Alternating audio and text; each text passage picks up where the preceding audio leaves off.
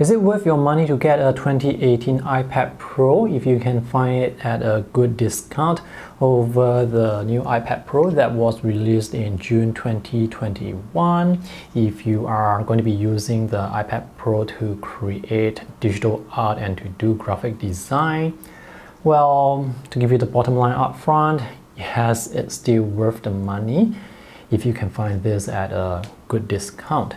If you want to buy a brand new iPad Pro today, you can head over to Apple's store and scroll all the way to the bottom and look for this link, refurbished and clearance. Now this may or may not appear on all the country-specific Apple websites. So this is the USA website which has this link. So let's tap on this.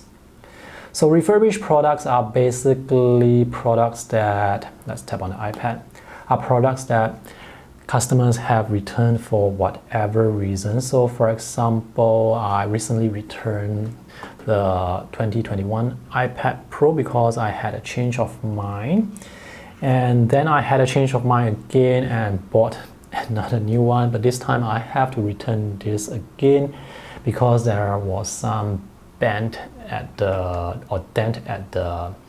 frame. So I had to return that. So some of these models are actually returned units from customers, and Apple will see what's wrong and service or repair if needed, and then sell them off again with the standard 1-year Apple warranty, but this time at a discounted price. And the discounted pricing can be around 15 to 25% off. So the pricing here can be quite attractive. I mean, these are not the current models, of course, so these are the 3rd generation model.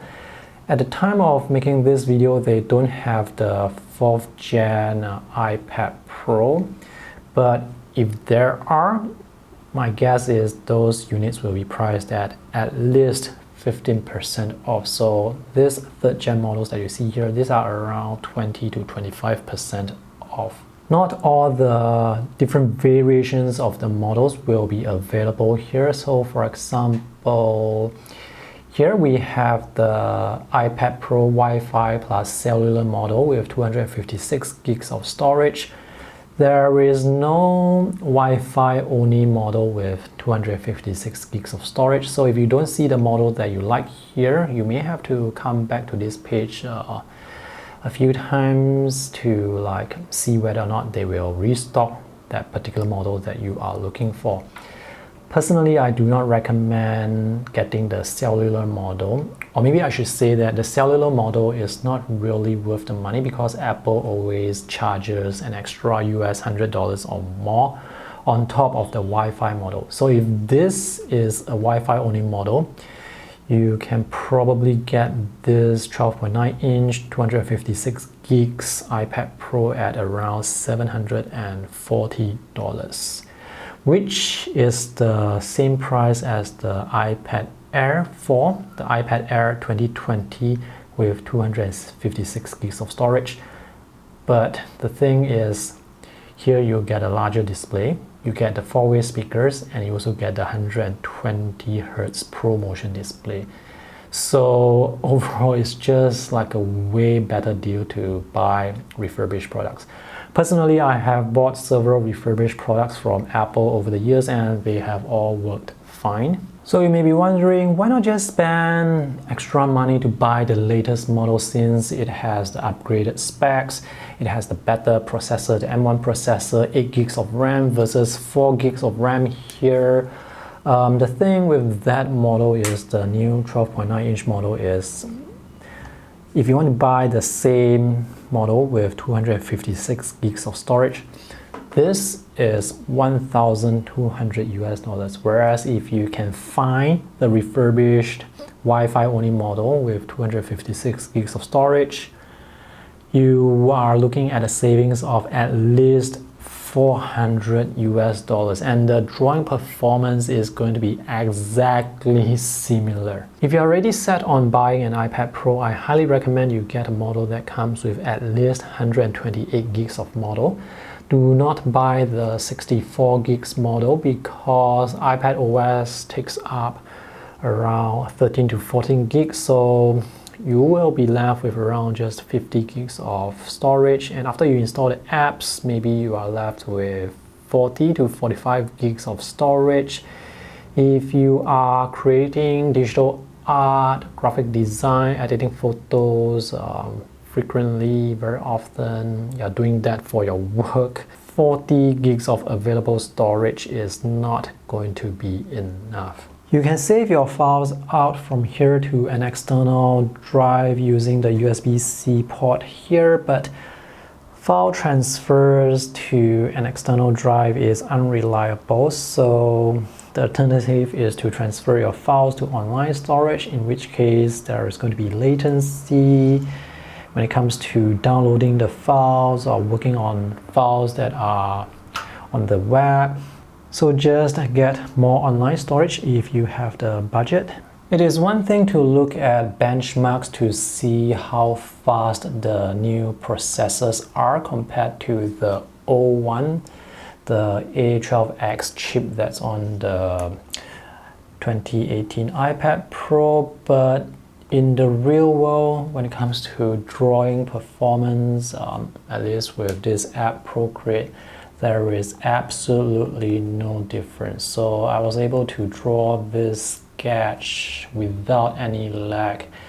When it comes to zooming in and out, panning, rotating, all the navigation is very smooth, very fluid. I don't really see or feel any difference when it comes to using this versus the M1 iPad Pro. Over the last 2-3 weeks, I have been testing both units. The new M1 iPad Pros may be using mini LEDs, which are supposedly brighter, but the thing is you can only see the extra brightness when you are viewing HDR movies.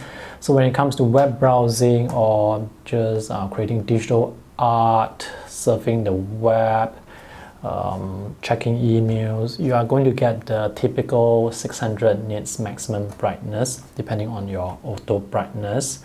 So there really isn't any difference between the brightness when it comes to normal daily usage.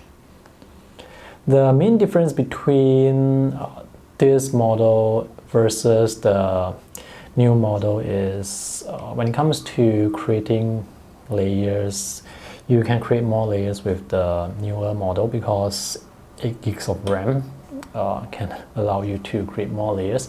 So for example, with this 2018 iPad Pro, if you create an A4 size canvas with 300 dpi resolution, you can only get 57 layers on this older model. But with the newer M1 iPad Pro, you can get up to 92 layers, which is a lot. So if you really do need that number of layers, then you can consider getting the newer iPad Pros. But if you don't draw with that many layers, then you can actually save like a lot of money, and I'm talking like at least $300 to $400 worth. The iPad Air 2020 also has 4 gigs of RAM, by the way. So chances are you are still going to be able to get iPad OS updates for as long as the iPad Air 2020 will get updates.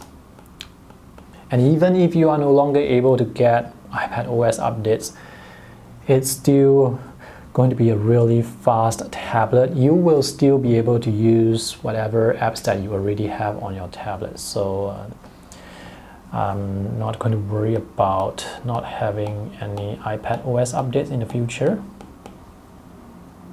So I've been using this 2018 models for 2 years and it's really fast. It's still extremely fast compared to other tablets in the market.